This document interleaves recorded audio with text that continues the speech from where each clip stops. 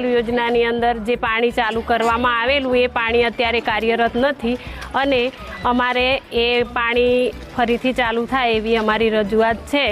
કેમ કે અત્યારે અમે તાલુકાની અંદર જઈએ તો પાણી કે અમારે નથી મળતું સર, તો એવું કહેવામાં આવે છે કે તમારે નલ સે જલ યોજના કાર્યરત છે એટલે તમને પાણી તો તમારું ચાલુ છે એટલે પાણી અમને બીજું કોઈ જગ્યાએથી મળતું।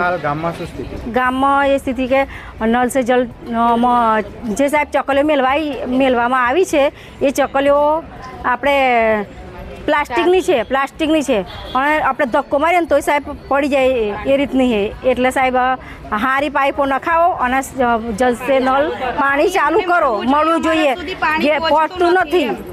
અને એવું કહેવામાં આવે છે કે બધા ગામમાં જલ સે નલ ચાલુ થઈ ગયા છે એવું કહેવામાં આવે, પણ જલ સે નલ પહોંચતું નથી એમ। અમારા શહેરા તાલુકાની બહેનોની માંગણી છે, અમારે આ જે જલ સે નલનું કામ શરૂ કર્યું છે, અમારે પાણી જોઈએ છે, અમે પાણી માટે આવ્યા છીએ, અમને લાભ આપ્યો છે સરકારે, તો અમને કેમ પાણી ના મળે અને ભ્રષ્ટાચાર કેમ કર્યો છે?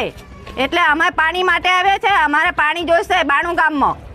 એ લોકોએ પાઇપો ડાબી નળ ચકલીઓ બધું મૂકી અને પૈસા ઉપાડી લીધા છે, અમને પાણી નથી મળ્યું એટલે ભ્રષ્ટાચાર જ થયો અને શું થયું? અમને લાભ તો મળ્યો નથી। અમારા તાલુકામાં જળ સે નલની વ્યવસ્થા કરવામાં આવેલી પણ અમારા સુધી પાણી અમને મળતું નથી। ચકલીઓ ઘરે ઘરે મૂકી છે, પાણીના ટાંકા લગાવ્યા છે પણ ખાલી શોભાના ગોઠિયાની જેમ જ લગાવ્યા છે, અમારા સુધી પાણી પહોંચતું નથી એમ। તો અમે પાણી માટે શું કરીએ એમ? તમે ક્યાં રજૂઆત કરી? અમે શહેરા તાલુકામાં રજૂઆત કરી છે તો એવું કહે છે કે તમે આગળ જાઓ એમ, એટલે આજે અમે આ આવેદનપત્ર લઈને અહીંયા આવ્યા છીએ કલેક્ટર સાહેબ જોડે। કેટલાય મહિલાઓ આજે આવેદનપત્ર? 92 ગામની બહેનો અમે આજે આવેલા છીએ। અમારી તમામ માહિતીથી અપડેટ રહેવા માટે જોડાયેલા રહો S9 ન્યૂઝ સાથે।